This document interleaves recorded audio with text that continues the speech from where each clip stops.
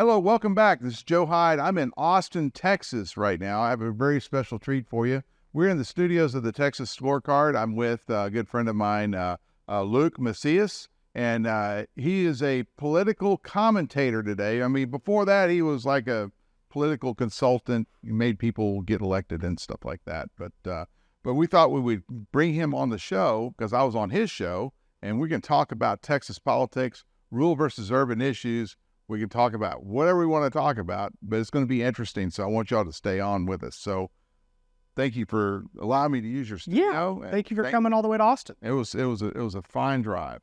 There you go. Well, we're always willing to host you, and I appreciate all the work that is getting done by journalists kind of all across Texas trying to actually report. You and I had a conversation about kind of all these legacy media outlets that are going away. Just going away, and there's no one really, trying to figure out what is the truth. Yep. And that's really our problem. I mean, there's a big gap in trust. Yep. People don't trust media anymore. So tell me, let's just talk about trust in media. Here in the metro areas, what media do you trust?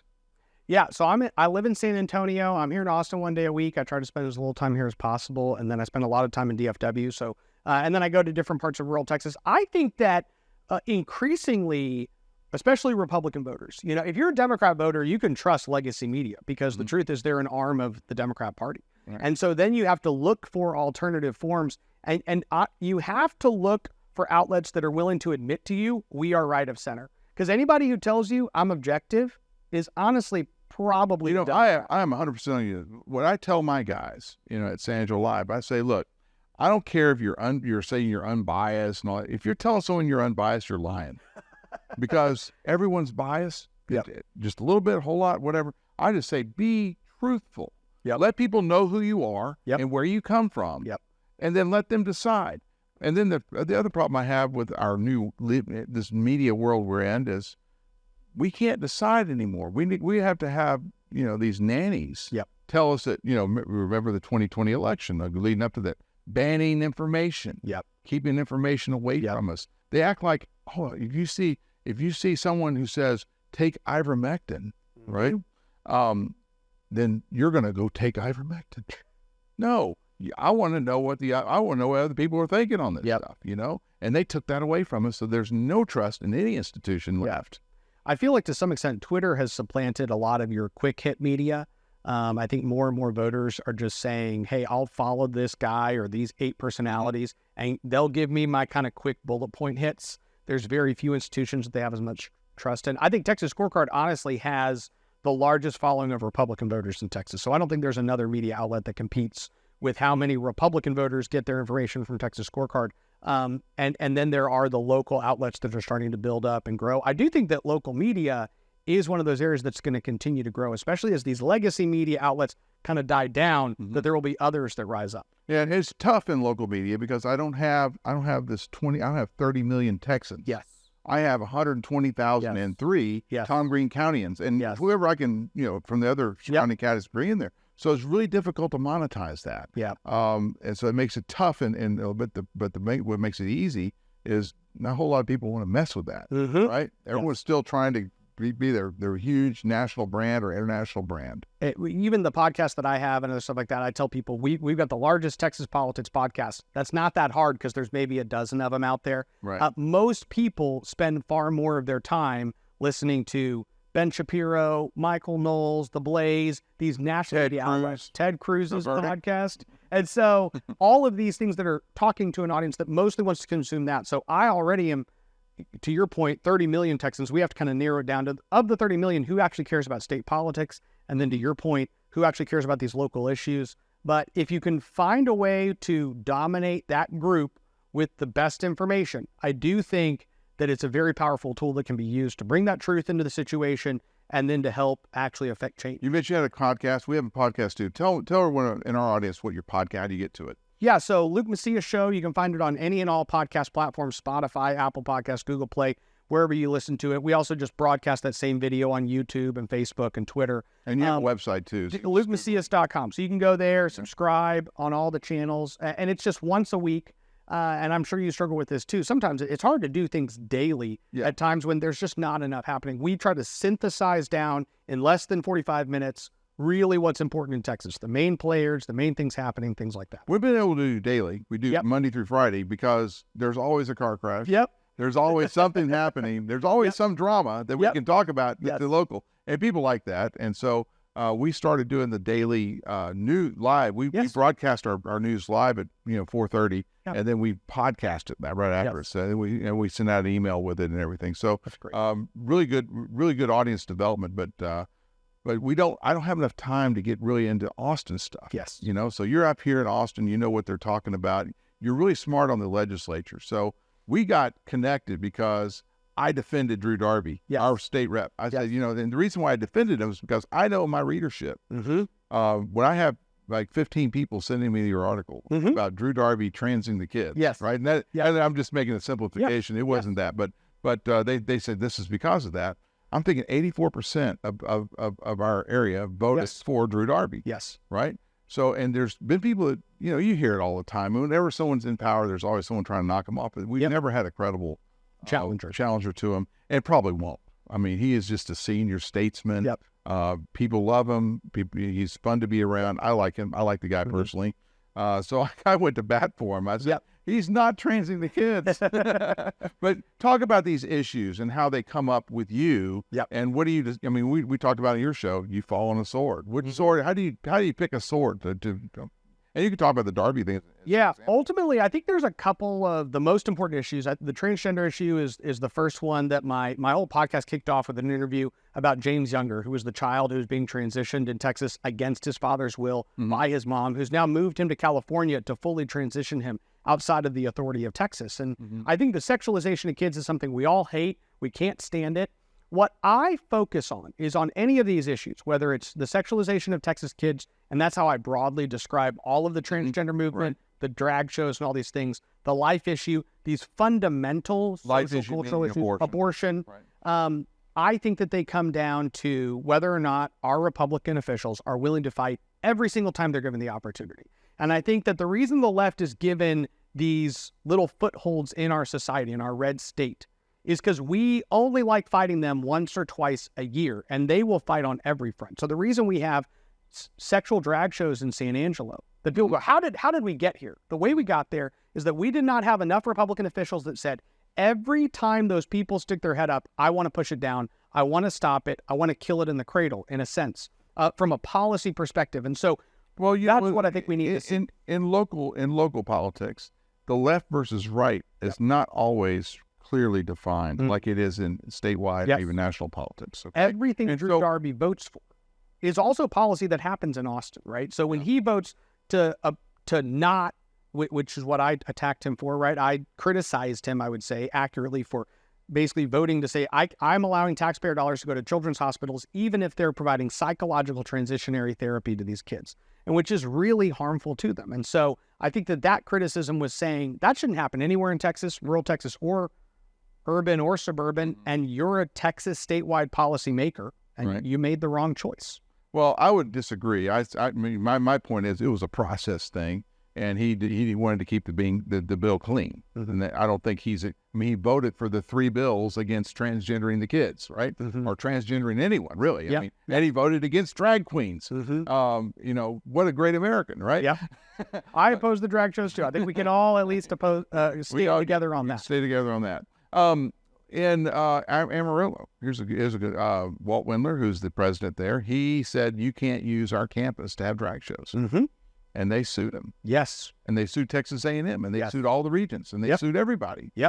So there's a fight. Anytime you oppose anything having to do with I guess the transgender ideology, you're going to get in trouble. And so a lot of people this is not what happened in the Darby case, but this is what happened in a local case. Our county judge, our mayor, city council people, county commissioners, no one came out and said anything. They kept quiet. I just sit back over here in the corner. I don't want to say anything. And I think that is kind of a window into what I try to make sure the light is being shown on. When you have these drag shows show up, if you're a Republican mayor, Republican councilman, or Republican county judge, district attorney, sheriff, you have the authority, you've been given the authority by the constituents to step in and stop that. When you're a state legislator, every single time these votes come up, amendments, bills, anything that says, hey, This, if it's enacted into law, makes it harder for the transgender religion to get to the kids. You should be on board. And what I am at least hopeful for that the last week has taught us is that each and every one of these votes matters to the voters. Not to me, not to you, not to Drew Darby, to the actual voters that these guys are campaigning to every day. Because I have gotten more emails on this piece than any piece I've written. And I think that it's because so many people are saying, no, I disagree with that decision that was made. It's a very hard vote to defend, and I think Drew has had a more difficult time defending it. I hope he keeps struggling to defend it, and maybe just comes out and says, I won't vote that way next time, because next session, every Republican, every time an amendment or bill comes up and says, this is about the transgender movement trying to get to kids, they should be like, I'm for that. I'm for the amendment that stops it. Let's end. If this is the case, why are we not getting more conservative candidates winning elections? I'm going to say in the cities, in the urban areas. I mean, you have complaints against, Dave Phelan. Phelan. Yep. Don't want to call him a felon. Yeah, there you go. Phelan. Yep. But, how did he get elected? I mean, he's out there in Beaumont. Yep. That's a pretty conservative area. Very. So is he not conservative? I think a lot of these Republicans run as one thing and they vote another way, which is what I try to focus on my show. Nobody runs and tells all their voters. I mean, you've been out there for a long time. You've been in this world for decades. Have you ever heard somebody stand up at a Republican club and say, guys, I'm one of the more moderate, reasonable people. When the drag show shows up, I'm actually just not going to say anything. That's the way I think we should handle things locally. Nobody campaigns that way. They all campaign very hard, strident, true fighters. And then they get there and they don't always do it. And unless media at a local level and at a statewide level are willing to call out when they don't, the voters don't know. Because all they see are the headlines. They see what the national Democrats are doing, what the national Republicans are doing, and then these little snippets of, oh, I passed this one Republican bill. That's great.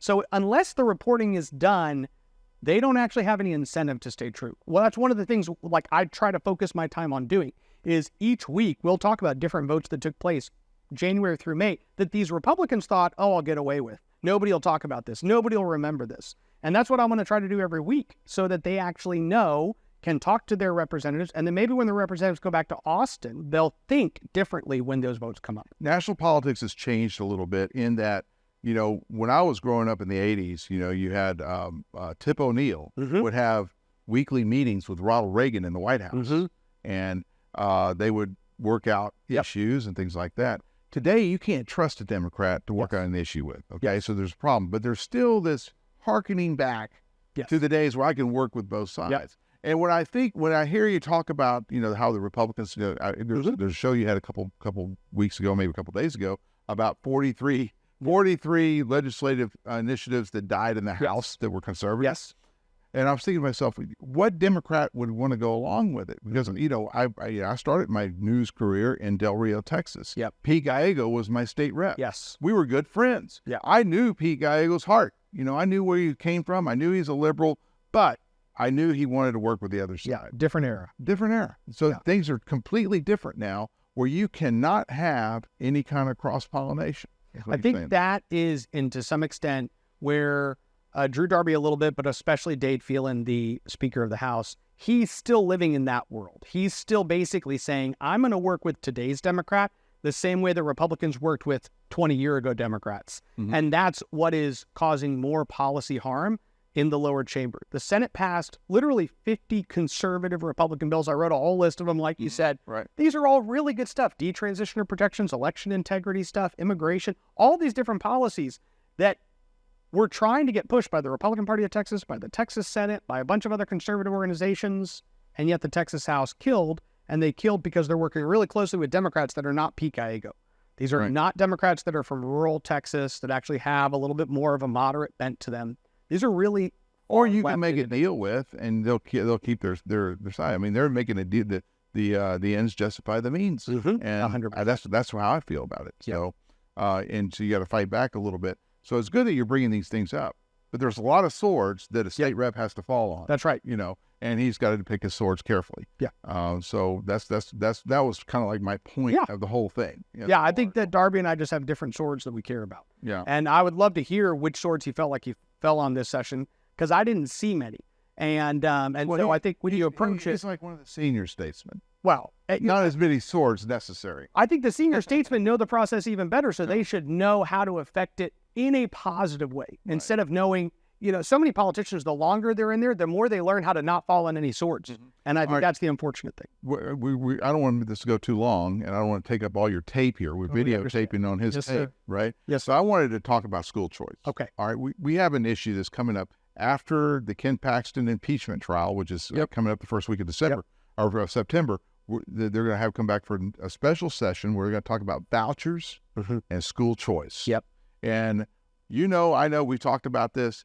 The liberal Democrats and the rural Republicans are going to tie up together and they're going to fight the conservative Republicans, and they don't want vouchers. They don't want to pay this. Right now, I guess the bill or the thing for consideration is $8,000 voucher per kid to send them to whatever school you want to. The parents choose. That's right. Parents choose a school. In rural Texas, I believe it's going to rip up Friday Night Lights. All right, we think about Friday Night Lights. Everyone's seen the show, but we have San Angelo Central Bobcats, we got Lakeview Chiefs, we got TLCA Eagles, we got Wall Hawks, we got Cristobal Cougars, we have Sterling City, the Sonora Broncos, El Dorado, you name it. We have all these. We call them the Core 27. There's 27 1A through 4A schools that are outside of the city limits of San Angelo that are going to be harmed by this. And you really, when you live in Robert Lee, Texas, there is not a private school you can go to unless you take them down to San Angelo, which is a 35-minute drive, which is not a whole lot for someone living in Austin, but it's a lot out there. We don't want to, do that. So I think that the rural Republicans are right in opposing the school choice proposals as they are right now. Let's talk about that. So the rural Republicans are basically working in direct contradiction to rural Republican voters, right? Because the Texas Republican Party put this on the ballot. Let's stop there. I think if you ask for a Wall Hawk parent, do you want to take kids out of Wall High School and put them in Cornerstone Christian? And by the way, you're going to have to pay $8,000 for every kid you take out of there. I think they'd be against it. So I think that this was literally put on the ballot last March by the Republican Party of Texas because they kept getting told, well, our voters don't want it, our voters don't want it. So they said, okay. And in the Republican primary, the Republican voters who decided to participate, millions across Texas, including millions of rural voters, even in Tom Green, over 80, I think it was over 85% of Republicans walked in and said, I support policies where the money follows the child with a school choice program, meaning the money leaves that school. So one, I would say that these rural Republicans are working in direct contradiction to their voters. But they voted for that without knowing what the consequences or what the, I trust rural voters. I really do. I think they're incredibly intelligent people. I think when they read a sentence that says money is going to follow the child, they assume that means the money is going to leave the institution they're going to, and they're going to go to a new. They're assuming it's going to stay in Wall High School. I don't think that means. I don't think they assume that. I think they read it and know the money will go from this institution to this institution. And then the other two things are, there's these contradicting things you'll hear. You'll hear in one sentence, this is going to hurt our schools because people are going to leave. And then in the other sentence, you'll hear people say, and I hear this all across the state, oh, there's no option, so nobody's going to use it. And it's one of the two. Either no one's going to leave, which means there should be no fear, or it's going to decimate public education. But recognize what you're saying. What you're saying is that the vast majority of parents, and I actually don't believe this is the case. I don't think it's going to decimate rural schools. I don't think it's decimated rural schools in anywhere there's a statewide program. Florida, Arizona, Iowa, all these places have rural schools. All of those rural schools are still strong. I think it's actually in between. Here's what I think is going to happen. Rural schools will remain rural schools and will be strong and will still have their football teams and will still have everything. Some parents are going to decide our kid needs a different education. I didn't even say better. I said different education because that's essentially what this program believes. An education savings account says the parent knows best. And they go, my kid has something specific that he or she needs and we're going to go to a different school. I think your rural schools are going to be fine. I think there will be more alternatives that show up. And I think all of the kids are going to prosper because the existing education system that exists is going to have more time to focus on more kids. I was literally talking to a teacher, public school teacher in my church just yesterday. And she said, last year I had 10 kids in my class and this year I have 20 kids in my class, right? And she said, I'm going to have a much harder time actually educating all of them within this class that I have. Now, understand that my argument is that if some of those kids' parents chose something else, went, money followed the child, and the other kids remained, those kids that remained would get a better education from the system that is always going to continue to maintain. So I think that's where we might differ in perspective.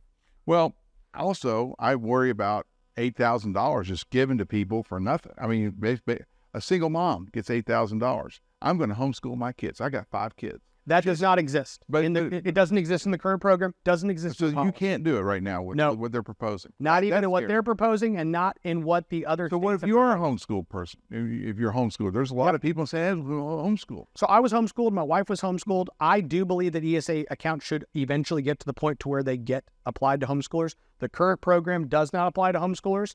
And so that's just a debate to have. If it does apply to homeschoolers, it still will be limited to education-related expenses. So recognize this isn't like a debit card, a Visa, MasterCard. You can go spend on whatever you want to spend. You can't go to Six Flags for your extracurricular, buy a big screen TV for, science or whatever. You actually have to say, this is tutoring. These are books I need to buy. I was homeschooled to one of 7 kids. My mom was an incredible educator, and she sacrificed tremendously. And my mom and dad were middle-class Americans who would save thousands of dollars up to be able to buy the curriculum for their kids. And we would pay into the public school system. All this is saying is that for some of those parents, we're going to reduce the cost so that we reduce the barrier to entry to you providing that education to your kids.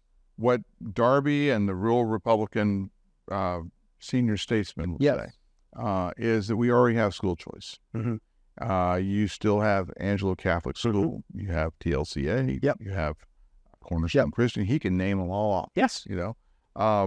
If you're in Wall, and you don't like Wall, you can transfer to Central. If you're in Cristobal, you don't like, you can go to Great Creek. I mean, people can just choose. So in our area, we de facto have school choice.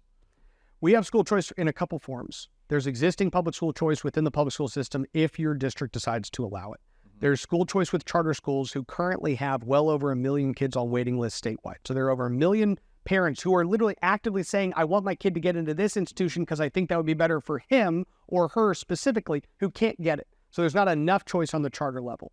And then when it comes to the private level, we have it for people who can afford it. Right. And so my wife and I will work hard. We likely will have a parish school at our church or another private school or a homeschool or a university model outcome that we will save our money and spend for our kids. So we have school choice. I'm not arguing for me. I'm not arguing for anybody else who can afford to send their kid to private school. I'm actually arguing for parents who would choose other options if they could. And instead they're being said, this is the only place you can go. If communities are being defined by the public schools today, and you allow parents to move wherever they want, we already see it happening in San Angelo, where in a less economically prosperous part of town, we have Lakeview High School. Mm-hmm. A lot of those parents are sending their kids to the charter school, which is TLCA. Yep.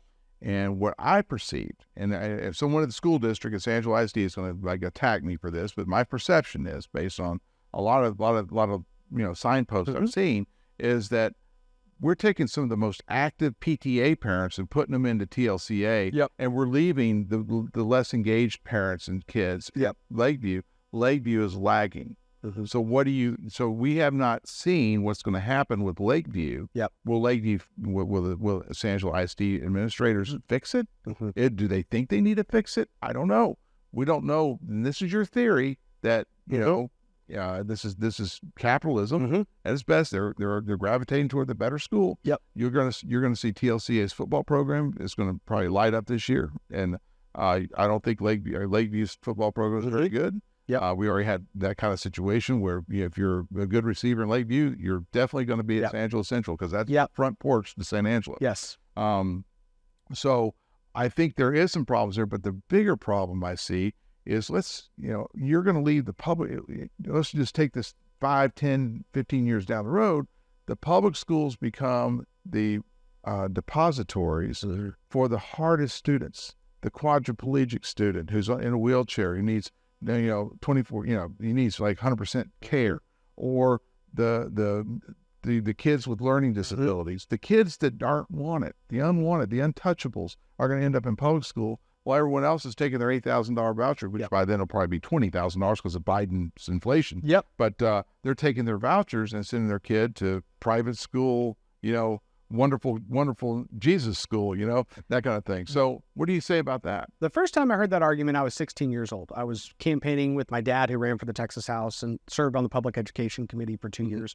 So at 16, I was hearing this argument, and I think at the time you could say, hey, we don't know, these are all hypotheticals. And from then to now, we now have a ton of red states who've expanded it, not in a small way, but in a statewide way. Right. And so you can't show me any of these Iowa or Florida or Arizona rural schools that are basically nothing but super poor, inactive parents, special needs kids who get a horrible education because everybody whose parent cared chose something else. I think it's also worth pointing out that we could flip the story and say, hey, imagine sitting with 100 parents and saying, hey, I know that you would actually rather go to that charter school, but we're going to actually defund that charter school because if you leave, you're the one who's basically most active. So not only are you helping your own kid, you're helping all these other kids. Mm-hmm. And so we're going to force you to stay here, which is basically the current mindset of the teacher unions. We're going to force you to stay here. Right.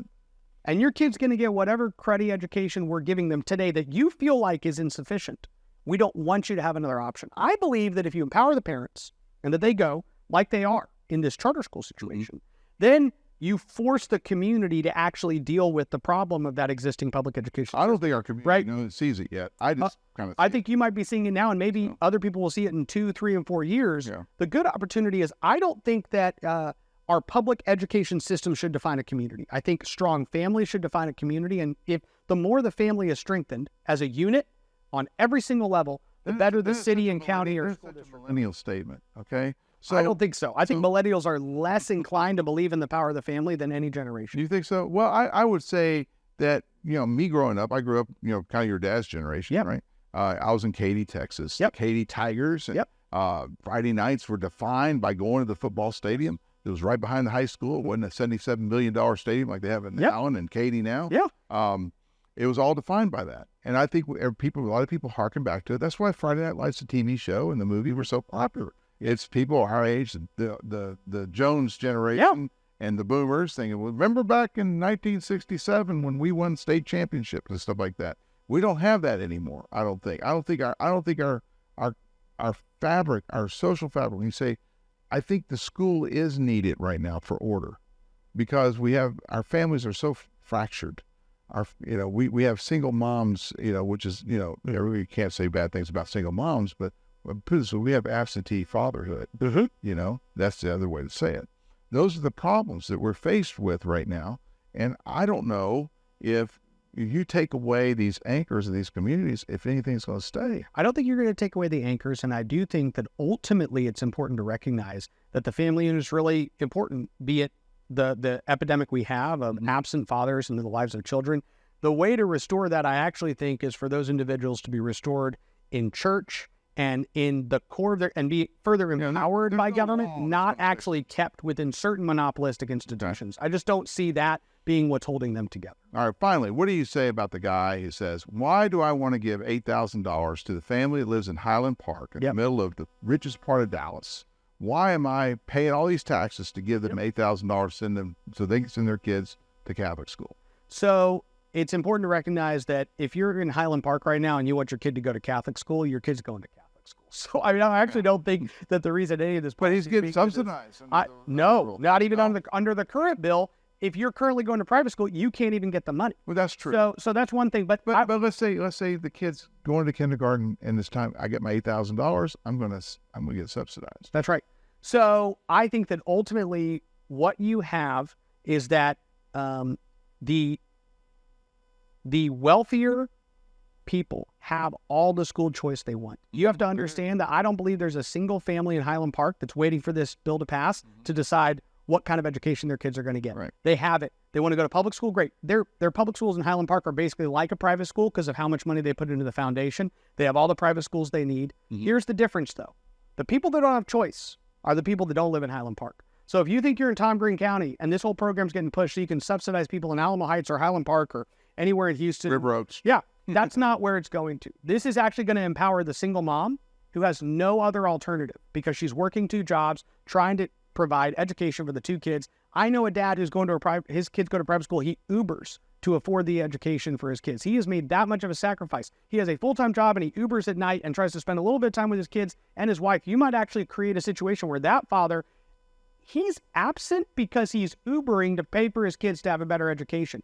Maybe that father could actually spend time with his kids in the evening because of the ESA that's created. And that's the kind of families I think we're actually changing the lives of, not Highland Park people. Indiana introduced school choice with a big means tested. It was means tested by locale and probably by income.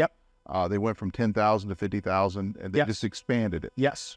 Wouldn't that be the way to jump into? That's probably going to be what the Texas House ultimately does. I think the Texas House is going to pass something that only applies to really poor people and really special needs people. The sad thing is going to be you're going to see Republicans vote against that as well. I think it'll pass, but I think a lot of Republicans are going to vote for it. And if they do, it'll show that not only do they want to keep the good kids trapped, and when I say good, I mean the better performing kids, they actually want to keep poor families that have absent fathers in the house. They want to keep the special needs kids. They want to keep those kids trapped as well. That's going to be the sad thing about some Republicans. We can start it small, we can make it bigger, but even where it's been made bigger, it hasn't left the decimation that gets said that it leaves. Right.